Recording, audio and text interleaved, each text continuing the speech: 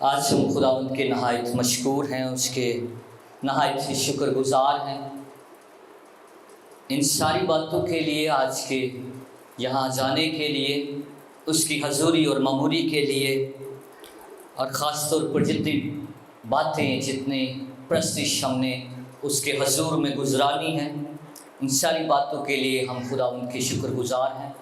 اپنے لیے میں خداوند کا نہایت ہی مشکور ہوں کہ اس نے پھر سے صحت کو بحال کیا، اس کی نہایت شکر گزاری ہے۔ اور خدا کے ساتھ ساتھ میں اپنی صحت یابی میں خاص طور پر ایلڈر ندیم صاحب کے خاندان کا بھی شکر گزار ہوں، جو بچے میرے ساتھ رہے، مجھے لے کر گئے، لے کر آئے، ہر طرح سے انہوں نے میری مدد کی۔ ان ساری باتوں کے لیے میں خداوند کی شکر گزاری کرتا ہوں۔ آئیے ہم انجیل مقدس میں سے آج کی تلاوت کو سنتے ہیں۔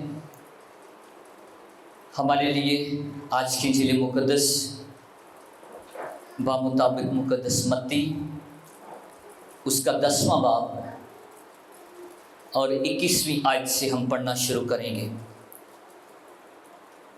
مقدس متی کی معرفت لکھا گیا انجیلی بیان اس کا 10واں باب 21ویں آیت سے۔ انجیل مقدس میں یوں لکھا ہے، دیکھو میں تم کو بھیجتا ہوں گویا بھیڑوں کو بھیڑیوں کے بیچ میں، پس سانپوں کی مانند ہوشیار اور کبوتروں کی مانند بے آزار بنو،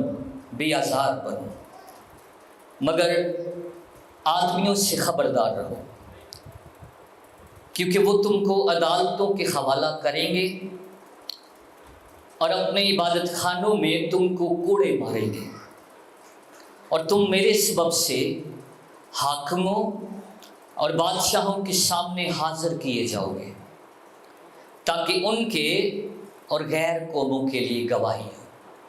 لیکن جب وہ تم کو پکڑوائیں تو فکر نہ کرنا کہ ہم کس طرح کہیں یا کیا کہیں، کیونکہ جو کچھ کہنا ہوگا اسی گھڑی تم کو بتایا جائے گا، کیونکہ بولنے والے تم نہیں بلکہ تمہارے باپ کا روح ہے جو تم میں بولتا ہے۔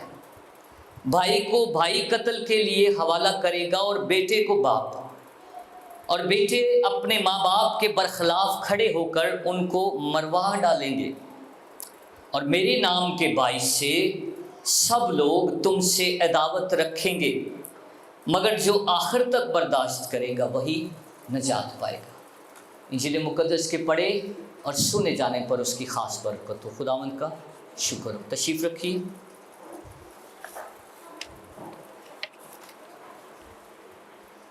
ابھی تھوڑی دیر کے لیے اپنی ساری توجہ ہم خداوند کے پاک کلام کو سیکھنے کی طرف لگائیں گے۔ میرے عزیزو، ان دنوں جو واقعات ہو رہے ہیں اور جو بڑا سانحہ، جو بڑا واقعہ جڑاں والا کے اندر ہوا، ان تمام واقعات کے تناظر میں ہم آج کلام مقدس میں سے سیکھیں گے کہ اظہار ثانی ہوتی کیا ہے۔ اظہار ثانی ہوتی کیا ہے؟ ہم انگریزی میں بڑے بڑے بڑے لفظ لکھ دیتے ہیں، پرسیکیوٹڈ کرسچن۔ کیا؟ پرسیکیوٹڈ، لیکن کسی نے یہ مطلب بھی پتہ ہے؟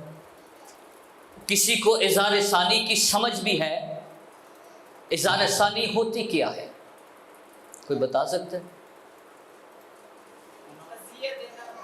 اذیت دینا؟ جی ایسا رونا، ماتم کرنا، اوکے، سوری، تنگ کرنا۔ آج ہم خدا کے کلام مقدس کی روح سے دیکھیں گے ریلیجس پرسیکیوشن کیا ہوتی ہے، مذہبی اظہار ثانی کیا ہوتی ہے۔ پہلی بات یاد رکھیں، کسی بھی شخص کو اس کے مذہب، ایمان اور اس کی مشق کرنے یعنی اس پر چلنے کی وجہ سے دی جانے والی اذیت، دیا جانے والا ظلم، دیا جانے والا دکھ، ستایا جانا، قید میں ڈال دینا، مارا جانا، اس کو مذہبی اظہار ثانی کہتے ہیں۔ کیا کہتے ہیں؟ مذہبی اظہار ثانی کہتے ہیں۔ یاد رکھے کہ ہر دکھ، ہر تکلیف مذہبی اظہار ثانی نہیں ہے۔ کچھ کام، کچھ دکھ، کچھ ستایا جانا ساڈے اپنے کماں تو بھی ہے، اس کو ہم مذہبی اظہار ثانی نہیں کہہ سکتے، اس کو ہم ایمانی اظہار ثانی نہیں کہہ سکتے۔ بائبل مقدس بھی کہتی ہے کہ اگر تم گناہ کر کے دکھ اٹھاتے ہو تو اس میں کیا فخر کرتے، اس میں فخر کی کیا بات؟ اگر گناہ کر کے ہم دکھوں میں، مصیبتوں میں ہیں تو کیا ہم کہیں گے کہ ایسی مذہبی اظہار ثانی؟ نہیں، اس کا کوئی اجر نہیں ہے۔ اور اگر ہم اپنی غلطیاں کر کے خود کی وجہ سے دکھ اٹھاتے ہیں، ستائے جاتے ہیں تو یہ غلط ہے۔ لیکن مذہبی اظہار ثانی وہ ہے جو صرف اپنے ایمان اور اپنے ایمان کے اوپر چلنے سے آتی ہیں، اپنے ایمان پر کام کرنے سے آتی ہیں، اپنے ایمان کی بدولت آتی ہیں۔ اس کی وجہ سے اگر ستائے جائیں تو یہ کیا ہے؟ مذہبی اظہار ثانی ہے۔ اب مذہبی اظہار ثانی کی مختلف صورتیں ہیں، مختلف طریقے ہیں۔ کیسی کیسی اظہار ثانی ہو سکتی ہے؟ پہلی ہے زبانی کلامی۔ زبانی کلامی اظہار ثانی کیتی جاندی ہے تو کیڑی ہے؟ کئی لفظ نے جڑے دہرائے جاندے ہیں، آپ کے ذہنوں میں بہت سارے لفظ آتے ہوں۔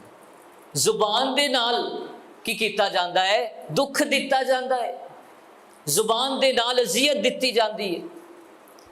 اس لیے کیا کیا کہا جاتا ہے؟ باتوں میں وہ اذیت دے جاتے ہیں، دکھ دے جاتے ہیں، ستاتے ہیں۔ زبانی کلامی اذیت بھی ہے، لیکن اس میں بھی فرق کرنا ہے۔ ایک ہی لفظ شاید ساڈے ذہن چ آندا ہو، اور وہ کی ہے؟ کیڑا لفظ آندا ہے؟ یہ سانوں کی آندے نے؟ چوڑا کہندے نے، چوڑا کہندے نے۔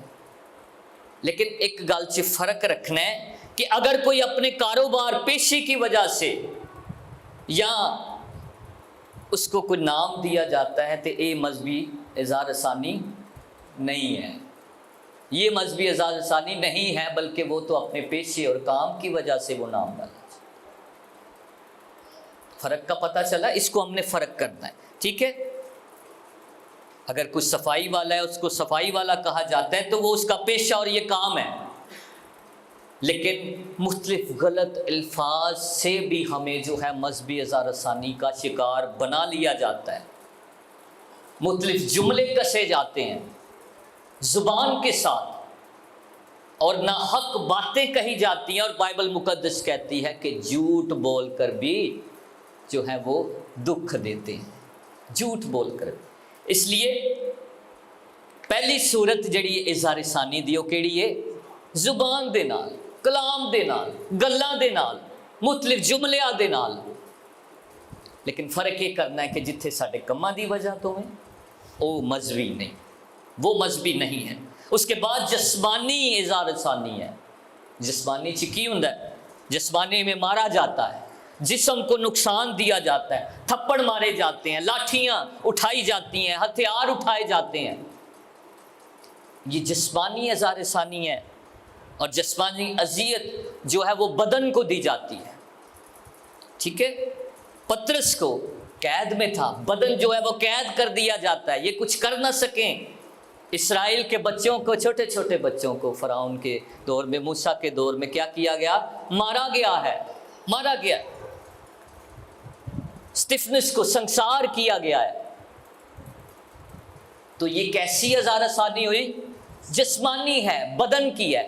پہلی کیڑی ہے؟ زبانی ہے، دوسری ہے جسمانی ہے، اور تیسری ہے ذہنی اذیت۔ کیسی اذیت؟ ذہنی ہے، ایسی باتیں سنائی جاتی ہیں، ایسا ماحول پیدا کیا جاتا ہے کہ ہر وقت خوف ہے۔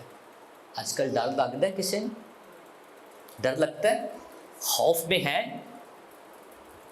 ذہنی طور پر خوف میں ہے، اذیت میں ہے، دکھ میں ہے، اور ایسی سازشیں کی جاتی ہیں، مینٹلی ٹارچر کیا جاتا ہے، مینٹلی ذہنی طور پر، ایموشنلی طور پر ٹارچر کیا جاتا ہے، راستے تنگ کیے جاتے ہیں تاکہ یہ تنگ آ کر کوئی نہ کوئی قدم اٹھائیں، ذہنی طور پر اور ایموشنلی طور پر جو ہے ٹارچر کیا جاتا ہے۔ پھر سماجی اور معاشرتی اذیت ہے، الگ سمجھا جاتا ہے،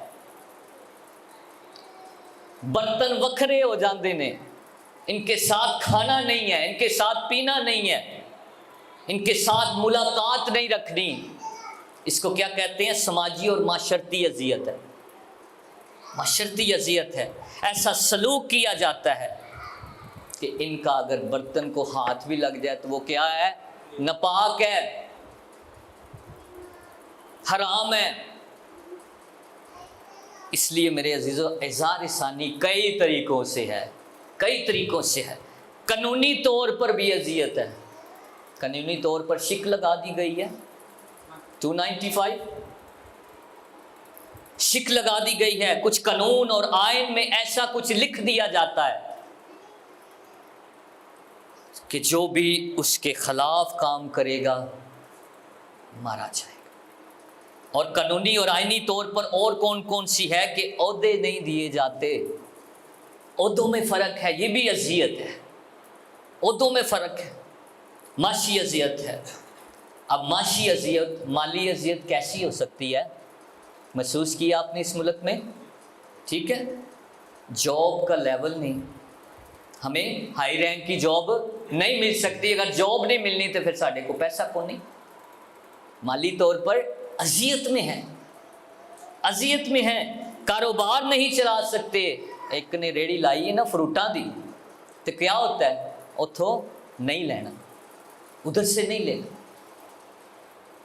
اس لیے معاشی اور اذیت ہے ہمارے سامنے، روزگار میں ہم دکھ کا سامنا کرتے ہیں۔ لیکن میرے عزیزو ان سب کے ہوتے ہوئے بھی تیسری بات میں کہنا چاہوں گا کہ مسیحیوں کو کسی پر بھی ظلم کرنے سے کلام مقدس منع کرتا ہے۔ ظلم کیے جا رہے ہیں، ہم اس میں رہ رہے ہیں، لیکن کلام مقدس مسیحیوں کو کیا کہتا ہے کہ کسی بھی طرح سے کسی پر ظلم نہیں کرنا۔ کسی مسیحی کو یہ اجازت نہیں ہے کہ ہم نے ظلم نہیں کرنا۔ کوئی بھی مذہب کا، کسی بھی ایمان کا، کسی بھی رنگ و نسل کا، کسی بھی عقیدے کا شخص ہے تو خدا کا کلام ظلم نہ کرنے کے لیے کہتا ہے، بلکہ وہ تو انسان تو دور کی بات ہے، جانور پر بھی ظلم کرنے کے لیے وہ منع کرتا ہے۔ یسوع مسیح نے کیا کہا کہ اپنے دشمن کے لیے دعا کرو، رحم چاہو، ستانے والوں کے لیے دعا کرو، اور جیسا تم چاہتے ہو کہ لوگ تمہارے ساتھ سلوک کریں تم بھی ان کے ساتھ ویسا ہی کیا کرو۔ لہذا بائبل مقدس ہمیں اجازت نہیں دیتی کہ ہم کیا کریں؟ ظلم کریں، بلکہ مسیحی کو، ایک ایماندار کو یہ کہا گیا ہے کہ دشمنوں کے لیے کیا کرے؟ دعا کرے۔ چوتھی بات یاد رکھیں، مسیحیوں کو مظلوم کی مدد کرنے کا بھی حکم ہے۔ مظلوم کی مدد کرنی ہے۔ یسایہ اس کا پہلا باب 17ویں آیت میں لکھا ہے کہ مظلوم کی مدد کر۔ اور خداوند یسوع مسیح نے ایک بہت ہی خوبصورت کہانی سنا دی ہے، اور وہ ہے نیک سامری کی۔ کس کی؟ نیک سامری کی۔ واقعہ کیا ہے؟ یروشلم سے وہ یرو کو جاتا ہے اور دشمنوں میں گھر گیا ہے، اس نے اسے مارا پیٹا، اس کا مال لے لیا، اور پھر کاہن آیا، لاوی آیا، انہوں نے اس کی مدد نہ کی، لیکن پھر ایک سامری آیا، اس نے اس کی مدد کی۔ اور اس کہانی میں خداوند یسوع مسیح کہتے ہیں تم بھی ایسا ہی کیا کرو، تم بھی ایسا کیا کرو۔ سو بائبل مقدس بتاتی ہے کہ ظلم اور جس پر ظلم کیا گیا ہے، مسیحیوں کو اس کی مدد کرنی ہے، اس کی مدد کرنی ہے۔ یاد رکھیں، یہ پہلی بار نہیں ہے ہم ظلم سہ رہے ہیں، یہ پہلی بار نہیں ہے، میرا یہ جملہ یاد رکھیے، یہ پہلی بار نہیں ہے کہ مسیحیوں پر ظلم ہو رہا ہے۔ مسیحیوں کو ان کے ایمان کی وجہ سے اظہار ثانی سہنا پڑے گی۔ सहना पड़ेगी। यसु मसीह ने बता दिया कि मुझ पर ईमान रखने की वजह से लोग तुमसे अदावत रखेंगे, लोग तुम्हारे दुश्मन होंगे, वो तुम्हें अदालतों में घसीटेंगे, कैद खानों में डालेंगे, नाहक बातें कहेंगे और बहुत सारी बातें, और बहुत सारी बातें। मसीहियत के 2000 साल तारीख को खोल कर देख लें और उसके उराक को देखें, मसीहियों की ज़िंदगी को देखें, तो इज़हार सानियों में ही मसीही कलीसिया बढ़ती गई है। जब जब उन पर दुख आए वो ज़्यादा बढ़े हैं, वो ज़्यादा बढ़े हैं। मसीही कलीसिया बहुत ज़्यादा जुल्म सह चुकी है और सहती रहेगी। आज भी सह रही है, आइंदा भी सहती रहेगी, क्योंकि आसमान पर उठाए जाने के बाद क्या हुआ, जब हम अमाल की किताब में 5वां बाब, 7वां बाब, 8वां बाब, 12वां बाब देखते हैं तो वहाँ पर लिखा है कि कहीं पर उन्हें कोड़े लगाए जा रहे हैं, स्तिफनस को मारा जा रहा है, पतरस को जो है वो पकड़ा जा रहा है, और मेरे अजीज़ों तमाम शागिर्दों की अमवात देख लें। आसान नहीं है, आसान नहीं है। किसी को तपते कड़ाह में डाल दिया गया है, किसी को उल्टी सलीब दे दी गई है, किसी को संसार कर दिया गया है। और उसके बाद भी अगर देखें इब्तदाई कलीसिया की तारीख, तो मैं हमेशा, मुझे नीरू बादशाह का दौर नज़र आता है कि जब मसीहियों के जिस्म से उनके महलों का चरागा किया जाता था, जलाकर चरागा किया जाता, रोशनी की जाती थी। और मेरे अजीज़ों, उसके बाद शेरों के आगे मसीहियों को डाल दिया जाता था। रसूलों के बाद इब्तदाई दौर बड़ा ही सख्त था। तो मसीहियों के लिए, मसीही ईमान के लिए ये कोई नई बात नहीं है कि ऐसी दुख उठा रहे हैं। हम इज़हार सानी के दौर में हैं। ये इज़हार सानी, ये जुल्म, ये नाहक बातें, ये झूठ, ये ऐसा सलूक जो है, पाकिस्तान में हो या हिंदुस्तान में हो या अफ्रीका में हो, मेरे अजीज़ों किसी मगरबी अगर मुल्क में हो, तो ये कोई नई बात नहीं है, क्योंकि ये कलाम मुक़द्दस की बातें हैं कि तुम्हें मेरे नाम से सताया जाएगा, मेरे नाम से सताया जाएगा।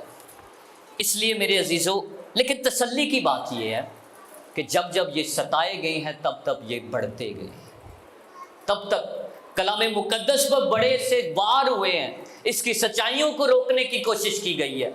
लेकिन आज भी कलाम मुक़द्दस जो है, और मैं हमेशा कहता हूँ कि अगर एक किताब साढ़े को ना होते, लेकिन अंदर तो है वे ना, अरे ये अंदर तो है, कहाँ कहाँ से मिटाओगे, कहाँ कहाँ से ख़त्म करोगे इसकी। मेरे अजीज़ों, इज़हार सानी में मसीही ईमान और मजबूत होता है, मसीही ईमान और फैलता है। लेकिन एक बात याद रखें कि मसीहियों को उनके मसीही चाल चलन से भी इज़हार सानी सहनी पड़ती है। किससे? मसीही चाल चलन से इज़हार सानी सहनी पड़ती है। जब हमारे मसीही लोग अच्छा काम करते हैं, जब ये मुस्लिम अदारों में, गैर कौम के अदारों में रहकर वो काम करते हैं, जो भी काम करते हैं वो मसीह के लिए करते हैं, अपनी मेहनत से करते हैं, तो इससे भी वो क्या उठाते हैं? दुख उठाते हैं, इज़हार सानी उठाते हैं, इज़हार सानी उठाते हैं, नफ़रत का बाइस बन जाते हैं। तो मसीही चाल चलन जो है, हमें इन दुखों से, इन इज़हार सानियों से, इन अज़ियतों से अपना मसीही चाल चलन नहीं बदलना। क्या नहीं करना? मसीही चाल चलन नहीं बदलना। क्या मसीह दुखों से फिर गया था? क्या उसने बाप की मर्जी को पूरा ना किया, बल्कि उसने बाप की मर्जी को सलीब पर भी पूरा किया। यीशु गतसमनी में क्या कह रहा है? वो अकेला ही दुख सह रहा था। जब गतसमनी बाग में उसे पकड़ने आए तो उसने ये नहीं कहा कि मेरे शागिर्दां भी नाल ले लो, ये भी मेरे साथ थे, बल्कि कहा इसे इन्हें जाने दो, मैं जो हूँ, मैं बाप का मंसूबा पूरा करने आया, इन्हें जाने दो। तो सलीब पर उसकी दाढ़ी नोची गई, उसको जो है शदीद दुख दिया गया है, जिस्म पर भी, ज़हनी तौर पर भी, हर तरह से उसे दुख दिया गया और आखिरकार उसकी जान ले ली गई है। लेकिन वो अकेला ही सब कुछ सहता रहा है। हमारे लिए आज तकवीयत की बात यह है कि हज़ार आसानी सहते हुए हमें खुदा से डरना और उसी पर तवक्कुल रखना है। क्या करना है? खुदा से डरना है और उसी पर तवक्कुल रखना है। वो जो मूसा के दौर में दाइयाँ थी, उन्होंने क्या किया है? वो खुदा से डरती थी और लिखा है कि वो खुदा से डरती थी, उन्होंने बादशाह की परवाह ना की। दानियल के 3 दोस्त ये किससे डरते रहे? ये खुदा से डरते थे, ये खुदा से डरते थे। और मुझे ये बड़ा वाक़या खूबसूरत लगता है।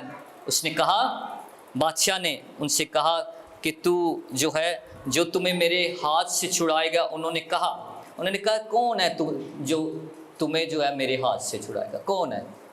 तो उनका जवाब था कि इस अमर में तुझे जवाब देना हम ज़रूरी नहीं समझते। पहली तो गल कि हर गल का जवाब देना ज़रूरी नहीं होता, ठीक है? हर वाक़े का जवाब देना ज़रूरी नहीं है। लेकिन आगे हम देखते हैं कि उन्होंने कहा कि हम खुदावंद पर भरोसा रखते हैं और हमारा खुदा जिसकी हम इबादत करते हैं हमें आग से बचाने की और तेरे हाथ से छुड़ाने की कुदरत रखता है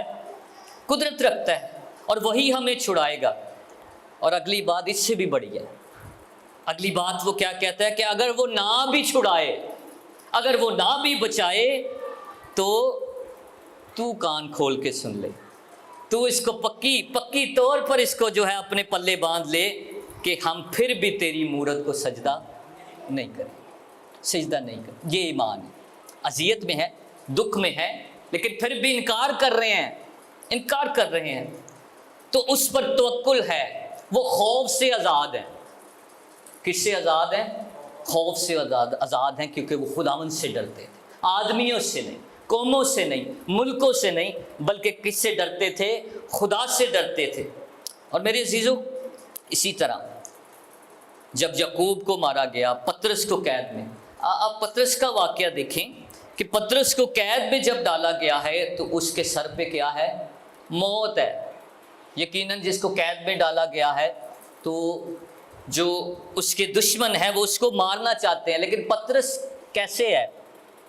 लिखा है कि वो नींद में था, वो सोया हुआ था। न डर जिंदगी है, कैद के अंदर हैं, जंजीरों से बंधे हुए हैं, लेकिन सुता है आराम दे नाल, मौत भी आनी है, सोया हुआ है। डर से आज़ाद जिंदगी मसीहियों की, खुदा के लोगों की।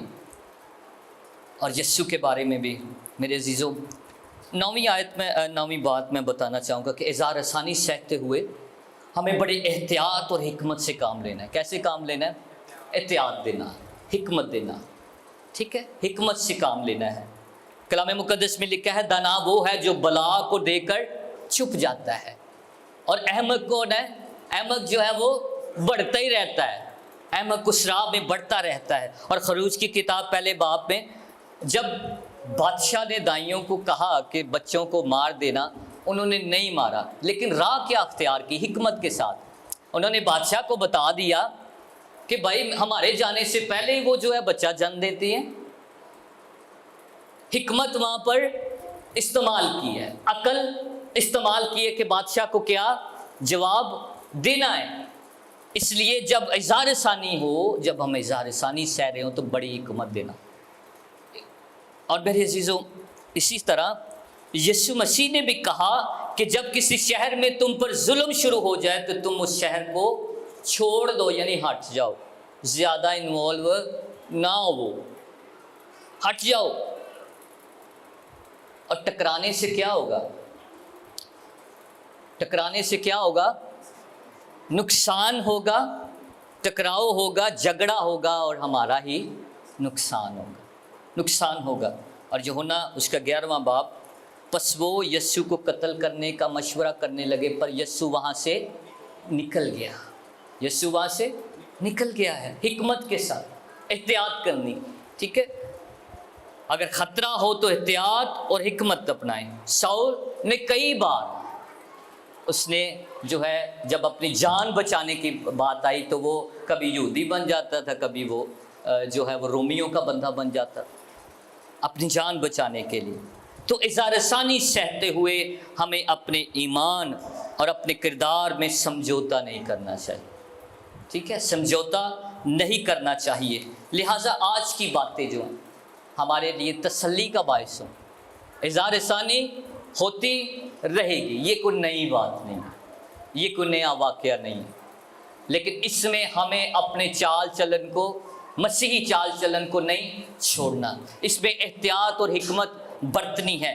اور ہم نے ساری کہانی دیکھی کیا کچھ ہوتا رہا ہے مسیحیوں کے ساتھ، اس لیے ان دنوں جو ہے وہ بعض ہیں، کوئی بھی سوشل میڈیا پر کوئی بھی ایسی خبر پہنچانے یا اس طرح کی باتیں جو ہیں جو خلاف ورزی کرتی ہیں ان کی جو ہے، بلکہ کیا کرنا ہے، دعا کریں۔ سب سے بڑا ہتھیار ہمارے پاس یہ ہے کہ ہم مصیبت میں، دکھ میں، تنگی میں اور جب ستائے جاتے ہیں دعا کریں اور ایک دوسرے کی مدد کرو، مظلوم کی مدد کرو، مظلوم کی مدد کریں جو دکھ اٹھاتا ہے۔ لیکن میرے عزیزو، یہ سارے دکھ، یہ سارے آنسو پہنچ دیے جائیں گے کب؟ جب مسیح آئے گا اور ہم اس کے ساتھ ہوں گے، ہم اس کے ساتھ ہوں گے۔ خداوند آج کے پاک کلام کے وسیلہ سے آپ سب کو بڑی تسلی دے اور اس پر عمل کرنے کا بھاری فضل عطا کرے۔